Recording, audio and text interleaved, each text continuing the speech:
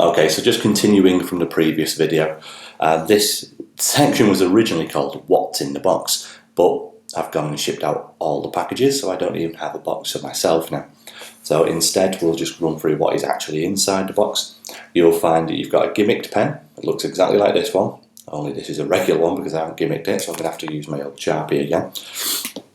You get the double-sided case. You get a single-sided case for one of the variations later on.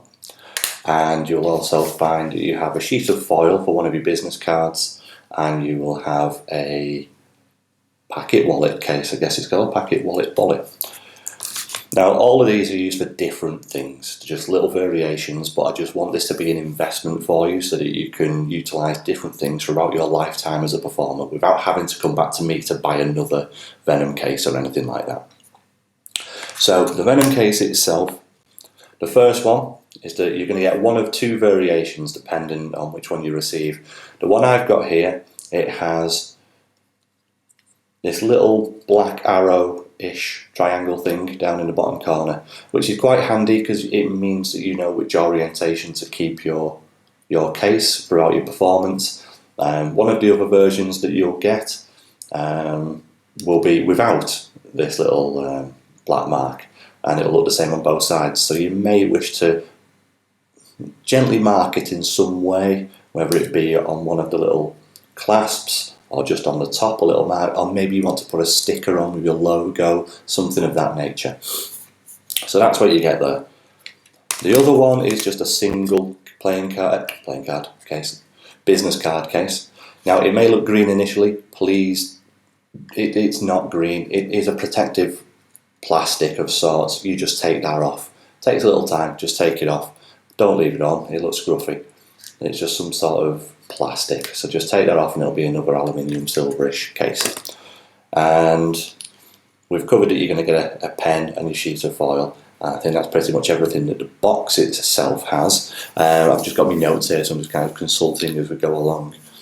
So business card wise, you'll be able to use business cards in both the cases. Obviously, how many you can fit into a business card depends on the thickness of your business cards. Now, on that note itself, it should be explained that if you're using really thick business cards, like the luxurious quality ones and that kind of stuff, then there is a chance that the impression could become lesser. Of course it could, it's a thicker card. I'm using what would be considered standard stock. The standard stock itself works perfectly. And if for whatever reason you are using really, really thick business cards and this doesn't really seem to be working, you can do one of two things. You can either print some more of your business cards on a thinner stock just for use with this kind of effect, or there's nothing at all wrong with using index cards. So you can use index cards with this. If you're turning up at a gig and you open this up and inside's a load of blank pieces of paper or card that you hand to somebody to do writing on, there's nothing out of place there. It's clear that you're just walking around with this filled with blank pieces of paper for people to write on as part of your routine. There's nothing wrong with that. So that can still be utilised even if you are using super thick card stock for your business cards. Don't be disappointed by that fact. It's a bit like saying if I was to put a book on top of the card case and try writing through it, would it work? Of course not. It's the thicker the material, the more work the magnetic field has got to go through. And that's what's happening with the pen. So for anyone not familiar with the pens, it's got a magnet in the tip. It'll be well hidden. And there is a magnet at the other end. The magnet in this end of the pen is the strongest that you can get for its size. It's really, really small and thin. Still talking about the magnet. And in this end, it's a little bit thicker and not as strong. The reason it's not as strong is because it will start sticking to stuff like your keys, metal tables, screws in wooden tables, anything that might give the game away that there's something a bit suspect about the pen. So the magnet in this end it's reduced from the strength of the magnet in this end, so that you can cleanly wipe away the image. So the magnet now works through this case. You wouldn't really think that it would, but it does, and that's kind of the key to this whole prop. And it goes through onto this material. The material itself, ignore the fact that mine's a little bit ripped in one corner. I just use off cuts for my own props because I don't really care so much for my own things. It still works, as you can see. and then the magnet in this end will erase that image, so it will clear off what the other end has done. Now, you don't have to do it like this. You can literally swipe over the metal as well if you want to be a bit more discreet, and that will get rid of it from this side.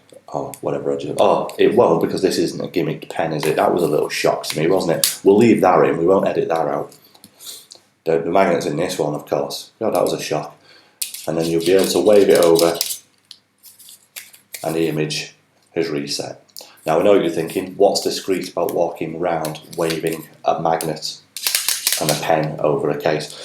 Truth of the matter is, if you're in the middle of a performance and you think, oh my god, did I actually erase it before I've started performing here, you can literally say to your participant, in a moment I'm going to put a business card on here, and I want you to just write down the first 3-digit number that comes to mind.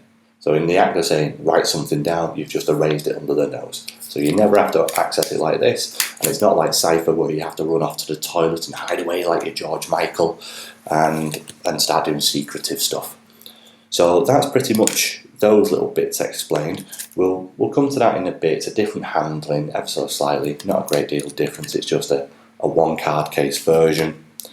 And I think we'll go on to kind of making applying the gimmick, if you want to call it that. So I'll be back in the next video.